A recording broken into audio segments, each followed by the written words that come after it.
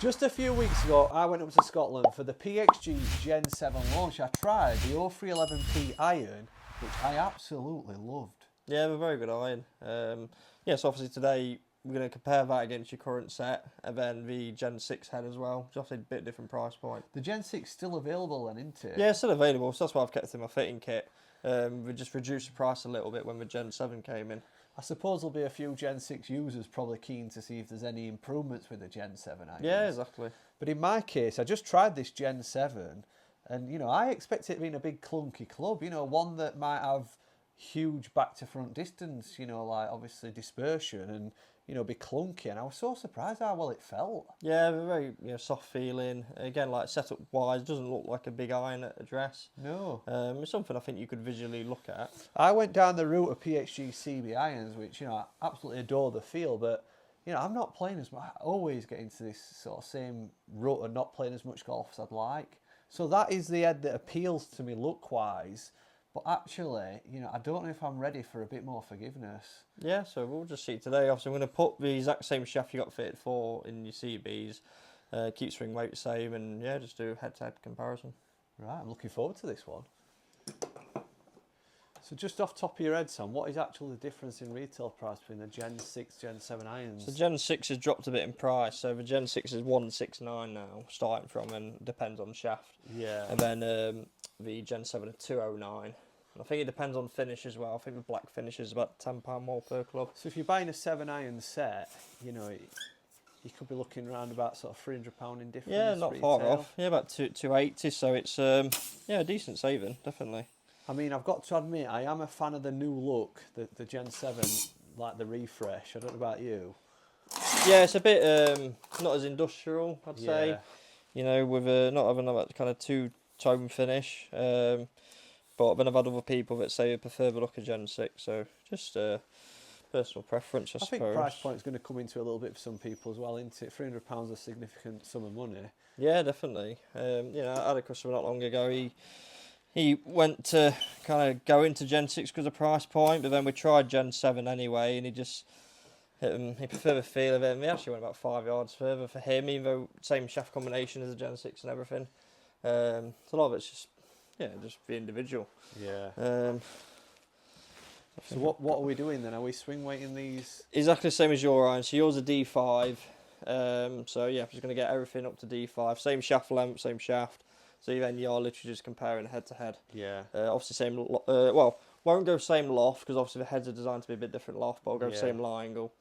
So yeah, I'll just double check it now in terms of lie. This is why I like coming to Golf Repairs for you, because when you're testing clubs, you know, you're testing them in the right swing weight and the right specs. And you don't see that many fitting places, Sam. And I know a lot of big name fitting places that don't sort of go into that much depth, you know, when they're sort of changing shafts around. Yeah, they don't check swing weights and... Yeah, I mean, every time I'll do an adjustment, I'll check swing weight just to... They don't put the right grip size on. You know, I'm not going to point out particular places, but, you know, these have come with big name places. A lot of good players are being fooled. Yeah, grips is a big thing, you know, if someone... came in, had a set of irons, got fifth for a set, and then right at the end of the session, like, oh, I want this certain grip. Yeah. And go, yeah, it's fine, but then don't tell you that it weighs 15 grams more or something than what you've been using, so it completely throws the balance out. I think when you get fitted with Sam, you know, the end product you get fitted for is the end product you're going to receive. Yeah, well, that's the main thing, because then there's no doubt then. You know, what you get in is... what you fit in is what you get in, and there's going to be no uncertainty, which is the main thing. Yeah. So yeah, exactly the same lie angle. So just standard lie. What you? Shall I get some data in mind? Yeah, get some. Oh yeah, good point. Yeah, get some data with yours first.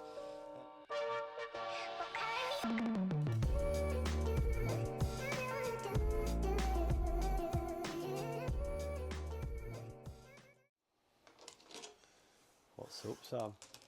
What's that? Sorry. What's wrong? Just bend it to a spec, really. All right. Yeah. Lying all a bit out and loft.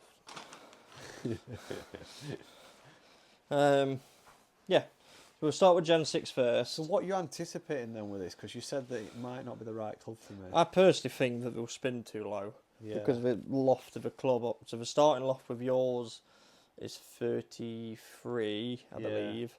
And I think they play at 33. Starting loft and knees is 30, so quite a big difference. Yeah. I'm not saying the launch will be low because of how the head's made and designed, but I think because of the loft of the club, I think it will spin a bit low. Can we just have a close up of this head? Yeah. For anybody that's not seen it. Yeah, so that's for Gen 6. So we'll start with that first, then we'll go on to the What Gen what 7. sort of golfer, you know, is that aimed at then? Because I thought it was more of a mid-handicap golfer. I'd say this can range from probably low to mid handicap to mid to high. It's Yeah. pretty versatile. It's kind of like the PXG version of P790, Right. basically. That's how I was kind of compare it. Very similar kind of sole width and head design, hollow head. Obviously they eject like a polymer in insert as well. But yeah, I think for me good ball speed, but we'll just see with a spin basically. Yeah. And again, obviously they can be weakened in terms of loft, but it depends how close we are numbers wise if that's an option.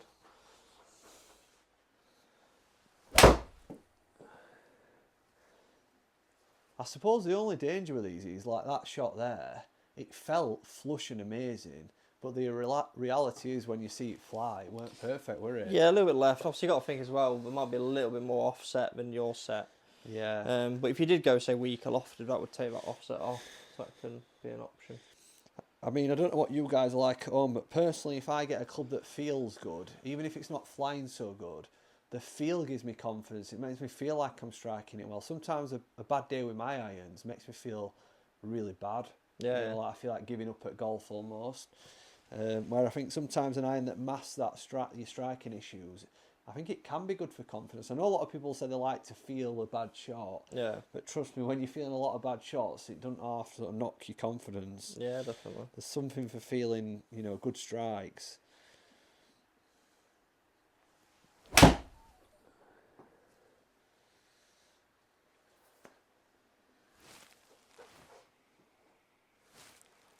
Pretty similar distance to mine, I would say. Yeah, at the minute. My only sort of worrying, I bet a lot of people who buy or are looking at this sort of iron are worrying about back to front distance. I didn't get to try that in Scotland.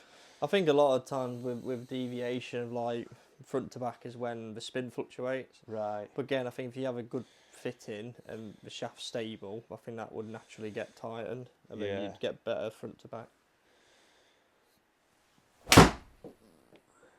Oh, better strike.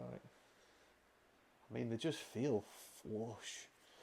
I used to have, when I was younger, like X14, you know, Callaway irons. Yeah. I think that was probably one of the last cavities I ever had. I just used to remember them always feeling nice to play with. And then I sort of went to that sort of CB profile, and then you get really good strikes and really bad strikes, don't you? Yeah. Oh, well struck.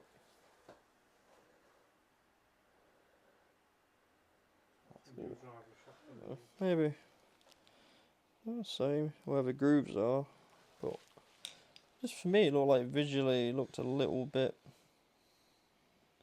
wide. It might be just how the head shape's designed. Yeah, that top groove, is there a bit of is that a bit longer? It is actually, Just yeah. pop them side by side. Yeah, fraction longer. So I think the head shape is slightly different. Even when I was putting in the loft and line machine, then I've had to adjust the setting to line up the grooves. Yeah. So it is a slightly different head shape. It's not like we've just changed the back and done the same thing. I think to the naked eye, sometimes that's what we think, don't we, as golfers? Yeah. Is they've just refreshed the look, but they are always tweaking, aren't they? And Yeah, definitely. They're always trying to improve. right, the big boy. Yep, so Gen 7 0311P, again, same loft, same line angle as your iron, but the standard loft, which is 30, same shaft, same swing weight. So yeah, see how it goes. What's your favourite iron, fitting wise?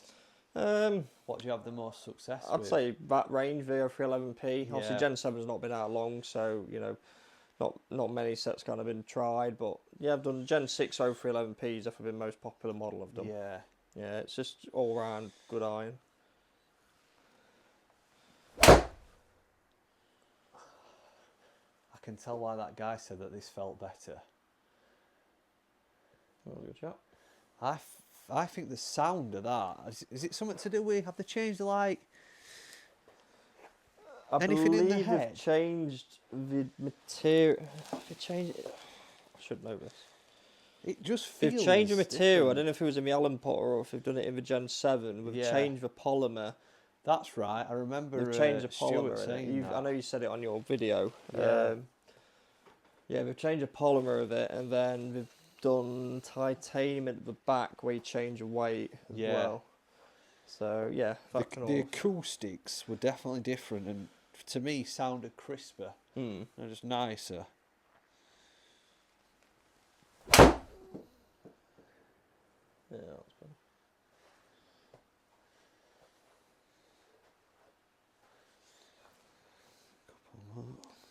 Feel wise, how does that compare to a Gen 6?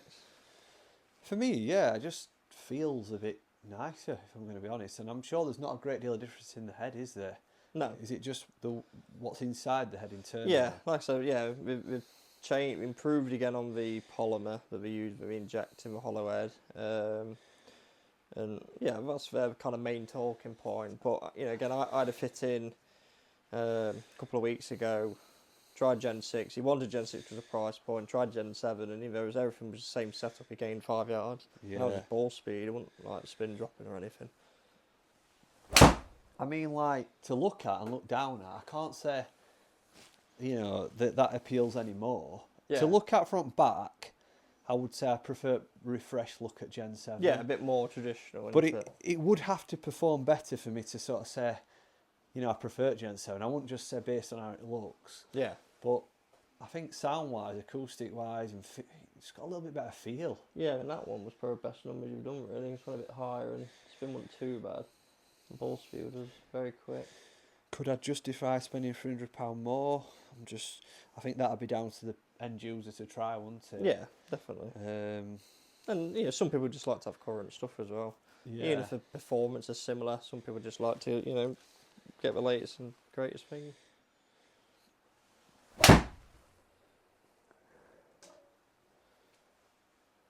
Yeah, the last two have been a lot better. I think the only thing I would say about these irons, and it's not just this Gen 7, the Gen 6 as well, is because they are a little bit bigger profile to me. I feel like I'm hitting them a bit harder, you know, like, 'cause I've got that confidence I'm going to strike it well. Yeah, yeah. I don't know if that's a good thing or not, but... Yeah, it's make sure obviously your dispersion doesn't go offline. I think just go one more and then we'll have a look at the data. I'd have to learn how to sort of control myself a little bit and not get too aggressive.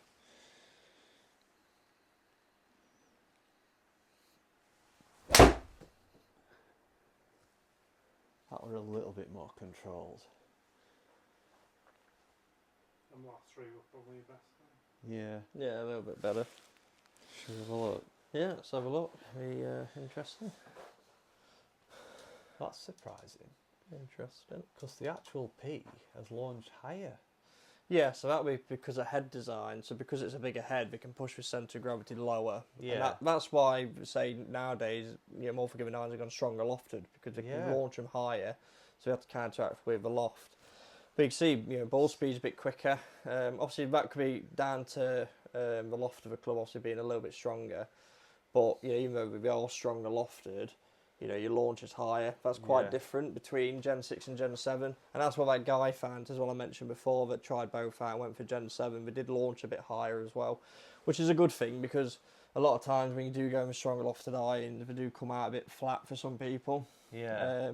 Spin, slightly different, a little bit lower. Would you say too low for a 7 iron? Yeah, I mean, I think for me, if you did go down the route of either Gen 6 or Gen 7, I think you do need to play them weaker anyway to get more launch, more spin. Because you look at angle of descent, Gen 6, you're 45.5, CBs, you're 44.9, 46.6 with Gen 7.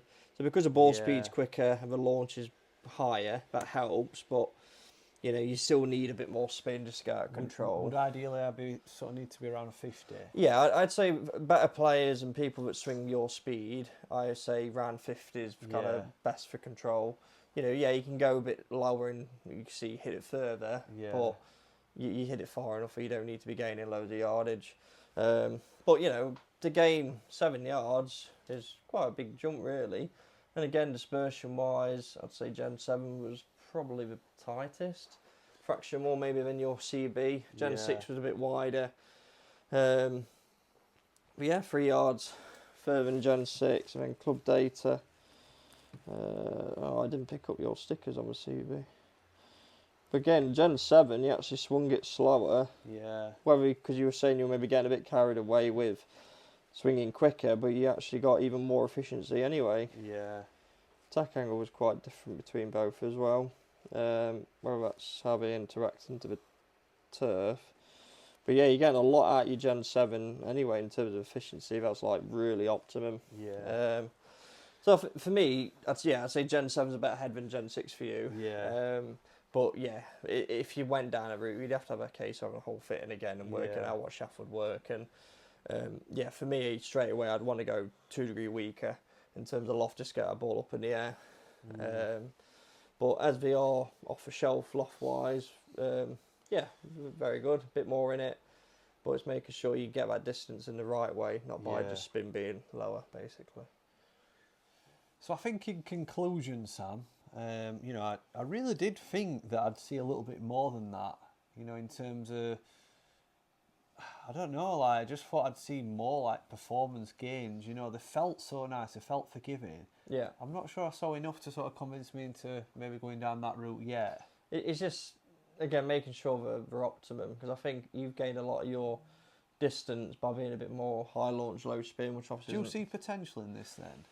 I think if we went 2 degree weaker in terms of loft and got your spin to say maybe where you are the minute at 5.5 just under, but then got your launch even higher, then yeah, I would say there's potential, because I think you'll definitely launch the Gen 7 higher than yours. Yeah. It's just for spin really, if we can get the spin at a decent number.